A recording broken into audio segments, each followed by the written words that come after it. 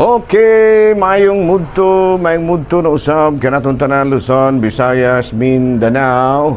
Mayong mudto Philippines, mayong mudto world, mayong mudto universe.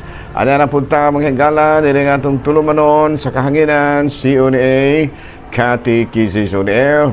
Og ako lang gihapon kini inyong ubos nga alagad Reverendo Padre Edwin Academia Acab. Bino adlaw na usab karon nga Miyerkules, no?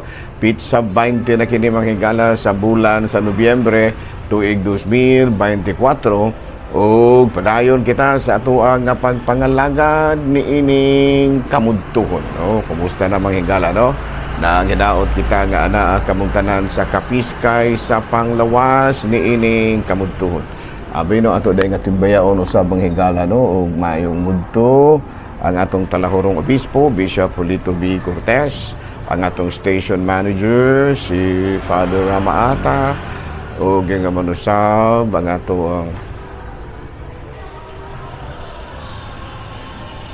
nga mga kaigsuunan nga mga kaparian lukop Kabisayan ug Mindanao nga maabot karon sa ato nga pagsibya. Hala, no, may mudto na kanatong tanan.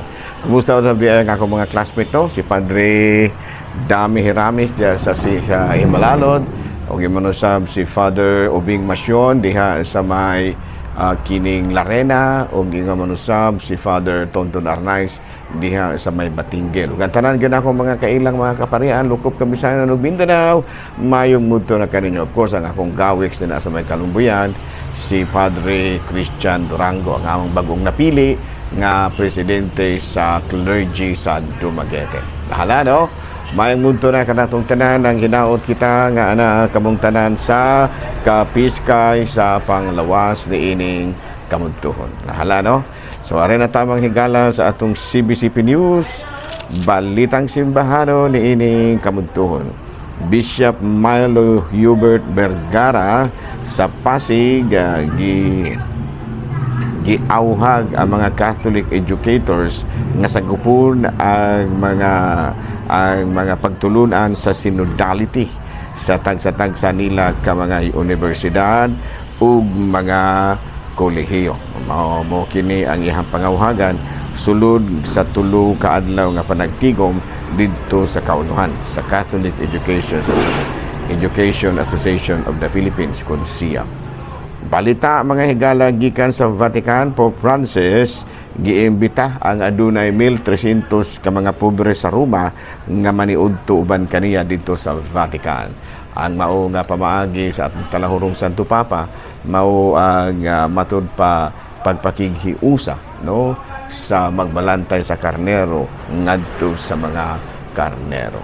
Mao kadto mga higala mga balitang simbahan ni ining kamudtuhon, ug ako lang gihapon kini yung ubos nga alagad Reverendo Padre Edwin Academia Acab. Abi no ari ta mga higala sa atong Saint of the Day. Abi no ang atong Saint of the Day karon mga higala mao si Santa Rosa Filipina Duchesne. Ano? Saint Rose Philippine Duchesne.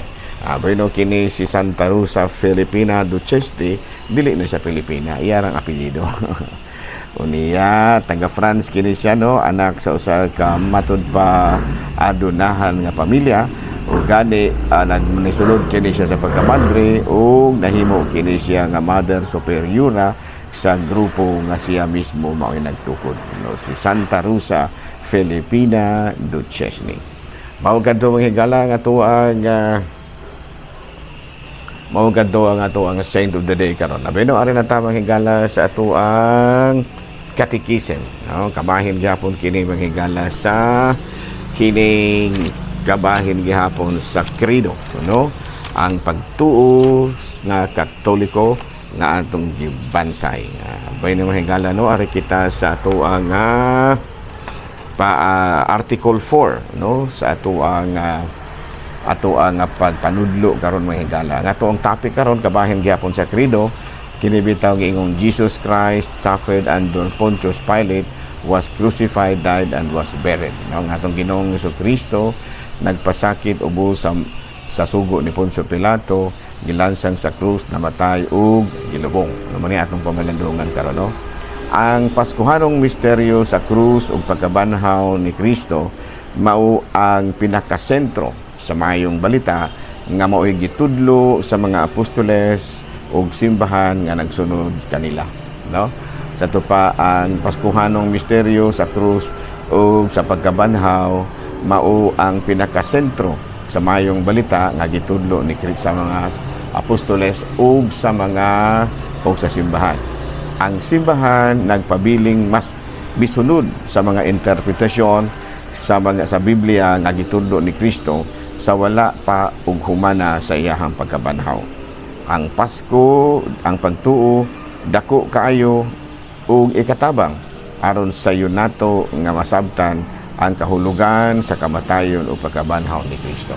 Amo na, no?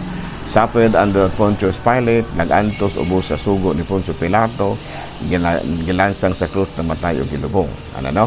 Sa pamaton pa diri, ang Paskuhanong misteryo sa krus o pagkabanhaw ni Kristo mao gyud ang pinakasentro sa gitudlo sa mga apostoles ug sa mga kanato nga mga nagsunod nga simbahan. Nganuman, tungod kay diha man nato makita ang atong kaluwasan, no? Nga diha di ay sa atong pagpasakit sa krus, maangko nato ang pagkabanhaw. Unya ang simbahan nagpabiling maunungon sa mga interpretasyon nga gitudlo ni Kristo sa wala pa ug humana sa iyahang pagkabanhaw. Ang pagtuo matud pa the faith dako kaayo ug ikatabang aron sayon nato nga masabtan ang kahulugan sa kamatayon ug pagkabanhaw ni Kristo. Okay, paragraph 2. Si Jesus ug ang Israel. Abi no, sa pagsugod palang gani sa pagpanudlo ni Jesus, aduna na dayoy mga grupo sa mga Hudiyo nga misupak na gidayon sa iyahang igipanudlo. No, matud pa, no?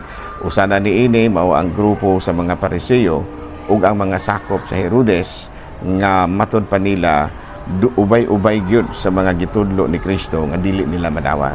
Unang-una, ang pagpapahawa sa mga yawa. Ano, matud pa nila ang yawa lamang may adunay katungod pagpanghingilin og mga yawa. Number 2, ang pagpasaylo og mga sala.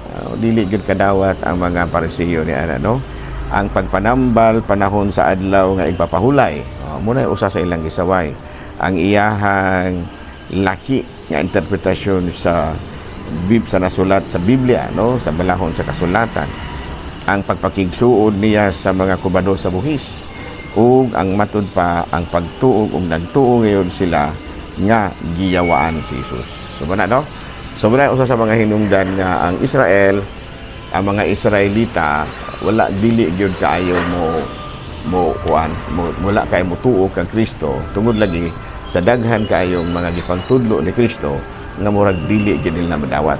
Usa na ni ana mao ang pagpapahawa ni Kristo sa mga yawa, no?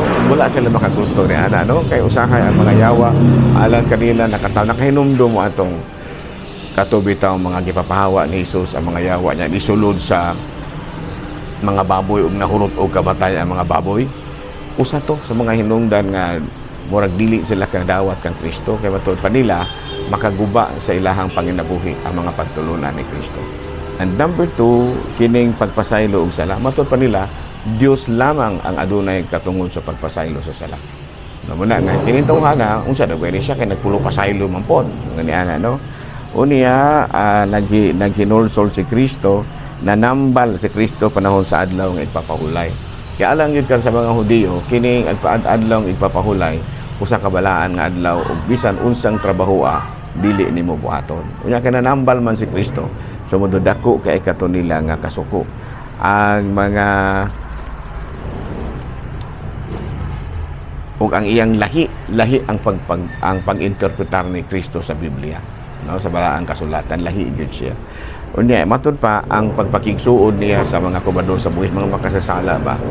Muna usag yun sa mga na kanabitang ilahang dili nila kadawat si Kristo. Kaya doon na po pipilag yun yung nagtuo nga si Kristo giyawaan. Wala, no?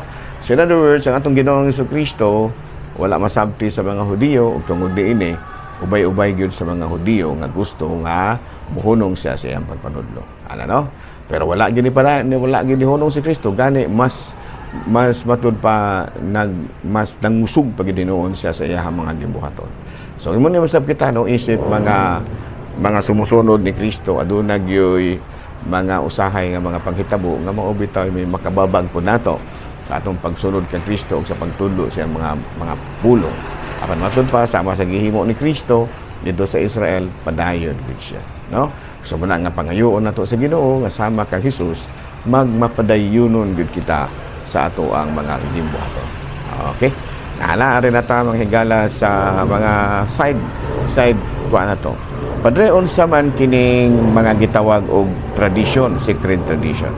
Abi no mga higala kining sacred tradition mao kini ang ato ang mga kalihukan nga matud pa wala man tuod malbutang sa Biblia, matud pa sa pipila, pero gitudlo kanato sa mga apostoles ug sa sumunod-sunod sa mga apostoles sa mapananglit sa fiesta, no, kanang ato mga fiesta, mga kuan may nagtudloan na mga sumusunod sa mga apostoles, no, mga church fathers, mga apostolic fathers sa mapananglit sa pagsaulog sa Pasko. Mga tradisyon kana nga dili man tuod nato mabasa sa Biblia pero adunay kana sa atong gihimo tungod kay mao malagi gitudlo sa mga nauna kanato sa mapananglit sa pagsaulog nato sa fiesta sa mga santos, no, naaman yun na siya, no, nga gitudlo man nato sa ato ang mga nauna kanato sa mapananglit sa kanang pagsaulog sa Semana Santa, gitudlo man na. Pero dili nato kalimtan nga kung atong basahon sa 2 Thessalonians chapter 2 verse 15 ang atong si San Pablo nagkanayon, therefore brethren stand fast and hold on to the traditions which you have been taught by word of mouth or by letter. Busa mga igsuon, barug kamo nga malig-on ug ipadayon ang mga tradisyon nga among gitudlo kaninyo pinaagi ba sa pulong o sa buhat. Ayan, no? May balik-balikan na to na mga higala, ha? Kining ato nga mga pagtulunan nga gitudlo. Matag adlaw gini, no? Kutob mahimo. Basta wala lay mga kakulian sa kuryente o uban pa. Tudlo kita pergani. Okay? Daghang salamat ug mayong mudto Pilipinas.